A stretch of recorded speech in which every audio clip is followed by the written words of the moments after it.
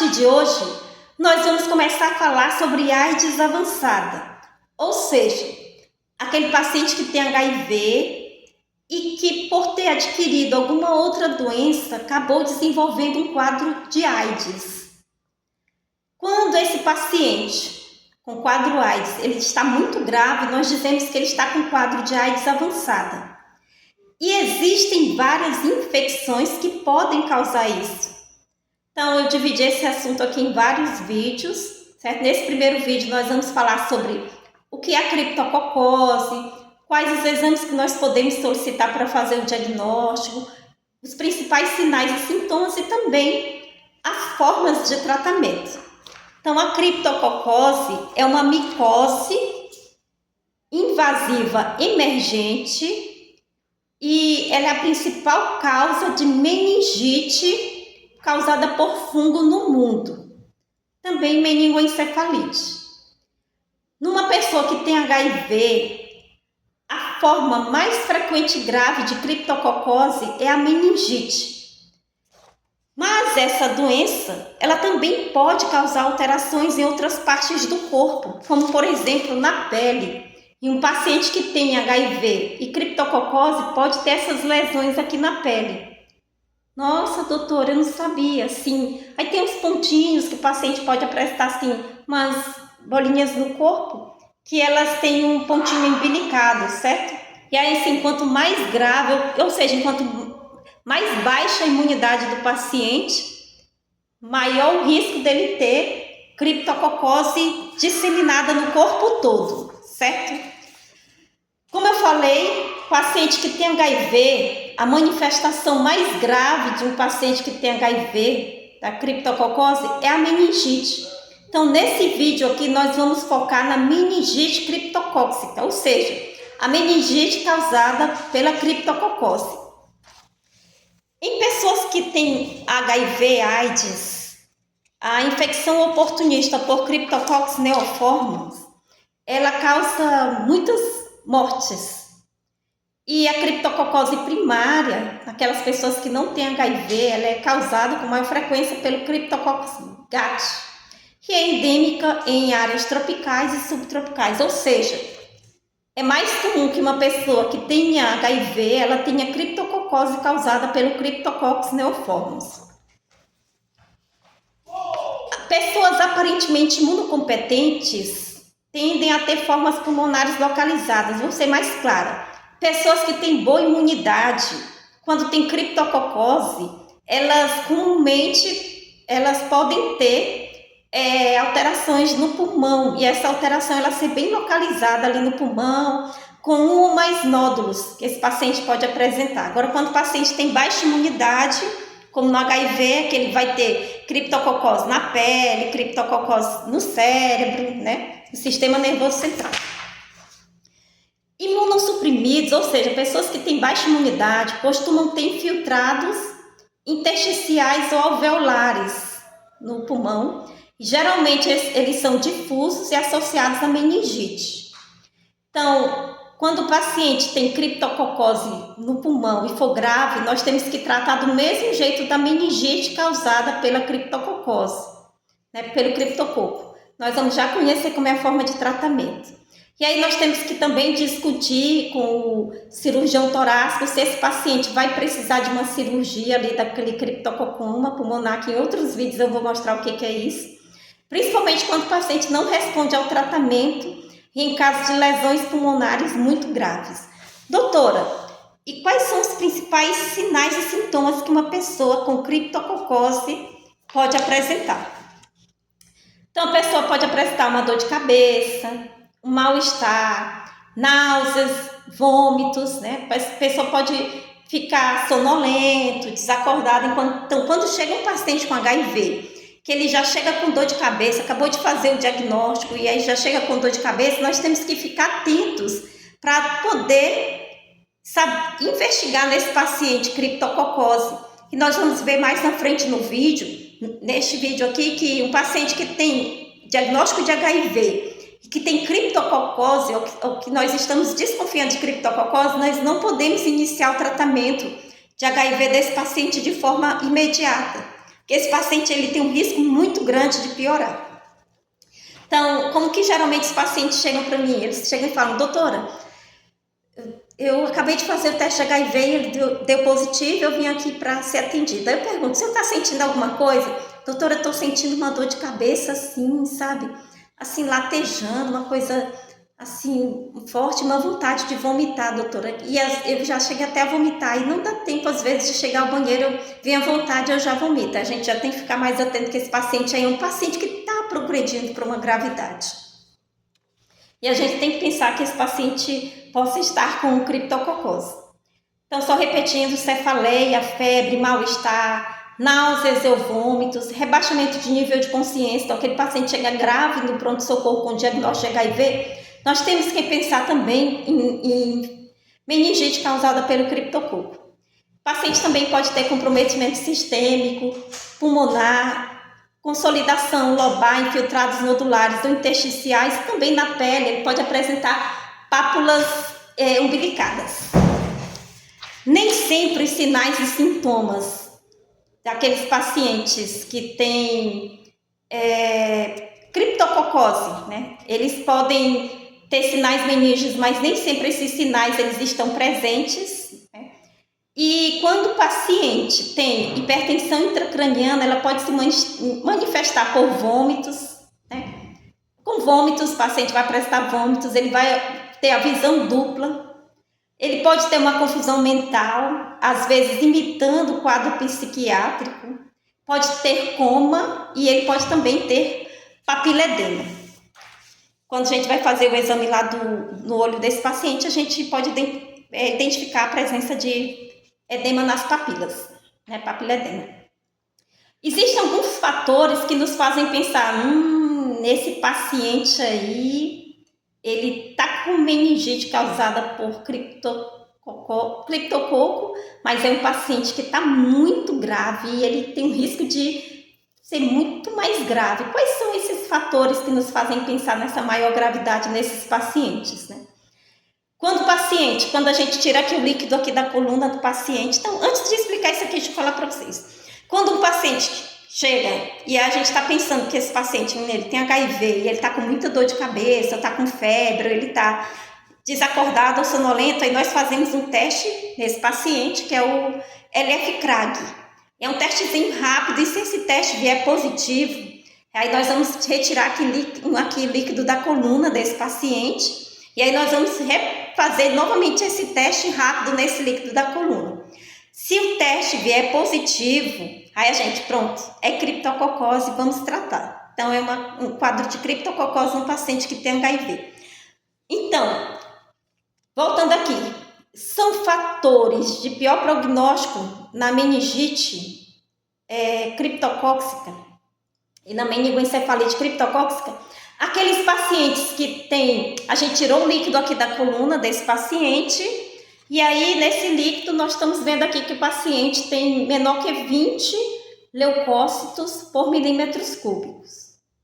Também são fatores de pior prognóstico aqueles pacientes que já estão bem rebaixados, já chegam graves, muito graves para serem atendidos.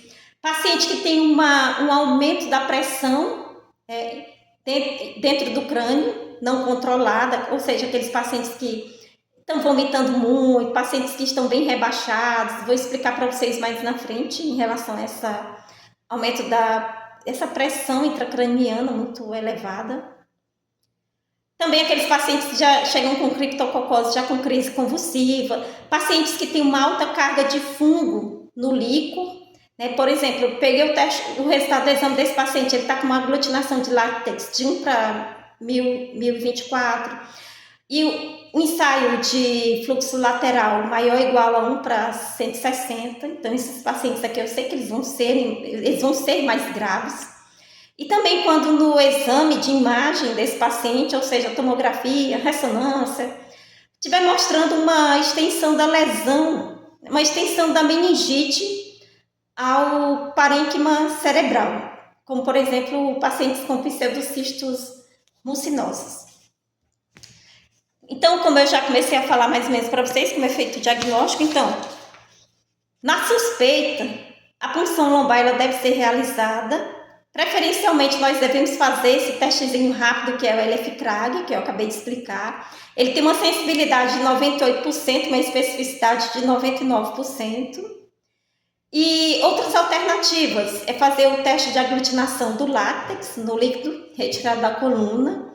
Também pode ser feita a tinta da China, e ela também confirma o diagnóstico de criptococose.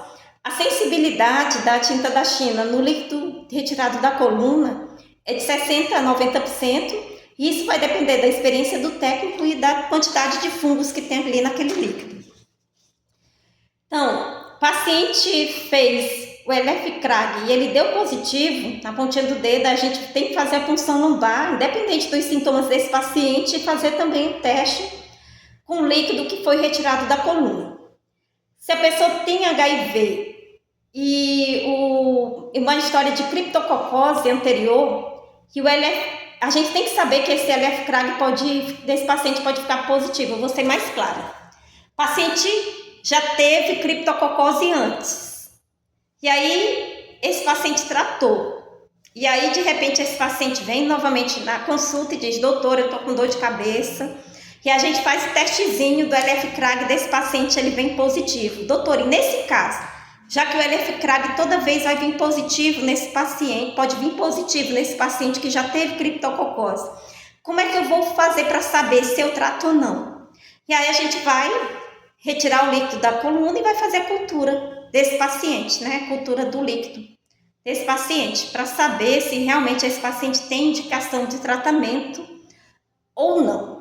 Ah, doutora, agora eu consegui entender. Então vamos falar sobre tratamento. O tratamento, ele é dividido em 3 fases. Ele é dividido na fase de indução, na fase de consolidação e na fase de manutenção. A fase de indução, ela dura em média 2 semanas, né?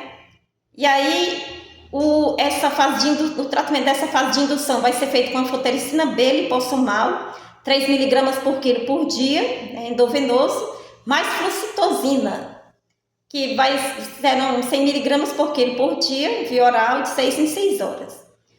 A segunda fase, que é a fase de consolidação, ela é feita por pelo menos 2 meses. Então, nós vamos usar flucitosina, 400 a 800 mg por dia, via oral, endovenoso. E a fase de manutenção, que nós vamos fazer esse tratamento durante 6 meses a 1 ano, nós vamos fazer com fluconazol 200 mg por dia via oral. Doutora, e se no hospital não tiver essas medicações, ou se o paciente não puder usar, o que nós vamos fazer? Então, nos casos onde há indisponibilidade da medicação ou o paciente tem alguma contraindicação da medicação, nós temos também os tratamentos alternativos. Doutora, não tem anfotericina B liposomal, o que é que nós vamos fazer? Complexo lipídico, na dose de 5 mg por quilo por dia, né, endovenoso. Doutora, não tem anfotericina B liposomal, nem complexo lipídico e nem flucitosina, o que é que nós vamos fazer? Nós vamos fazer anfotericina B descolato, miligrama por quilo por dia, mais fluconazol, 1.200 mg por dia via oral, com endovenoso, por pelo menos 2 meses. Doutora, não tem, ou nós não podemos, ou o paciente não pode usar anfotericina B descolato, nem anfotericina B, e nem complexo lipídico, o que é que nós vamos fazer? Nós vamos usar flucitosina, 100 mg por quilo por dia via oral, mais o fluconazol, 1.200 mg por dia via oral ou endovenoso por pelo menos 2 meses. Lembrando que nós temos que monitorar a toxicidade da anfotericina B descolato. E agora algumas considerações sobre o tratamento. Nós vamos prolongar a fase de indução naqueles pacientes que estão comatosos, pacientes que estão tendo piora clínica, pacientes que têm uma hipertensão intracraniana persistentemente alta, pacientes com cultura do líquido que nós tiramos da coluna após 2 meses de tratamento ainda positiva, e também quando as imagens desse paciente, né, os achados neuroradiológicos atribuídos à presença de criptococose no parênquima cerebral, eles ainda estiverem presentes, certo? Também nós vamos manter a fase de manutenção até o CD4 desse paciente ele ficar maior que 200 e a carga viral indetectável. Lembrando que as formulações lipídicas de anfotericina B são as melhores alternativas para tratamento, principalmente naqueles pacientes que têm insuficiência renal, aguda e crônica. O manejo agressivo e adequado da hipertensão intracraniana, ou seja, do aumento da pressão dentro do crânio, ele é fundamental. A medida da pressão de abertura licórica, ela deve ser sempre realizada preferencialmente por raquinometria. A hipertensão intracraniana não controlada, ela é responsável pela maioria das mortes por meningite criptocócica nas 2 primeiras semanas após o início do tratamento. Então, em relação à pressão de abertura licórica, se ela for maior que 25 centímetros de água e o paciente tiver sinais de hipertensão intracraniana, nós temos que tirar líquido da coluna desse paciente. Então, nós vamos retirar de 20 a 30 ml de líquido cefalorraquidiano. Às vezes pode ser necessário mais de uma punção por dia. Essa punção lombar de alívio, ela deve ser repetida todos os dias até a estabilização da pressão intracraniana. Quando o paciente está com a pressão dentro do crânio normal em mais de 2 medidas seguidas, a gente passa a fazer essa punção lombar apenas semanal para monitoramento do tratamento.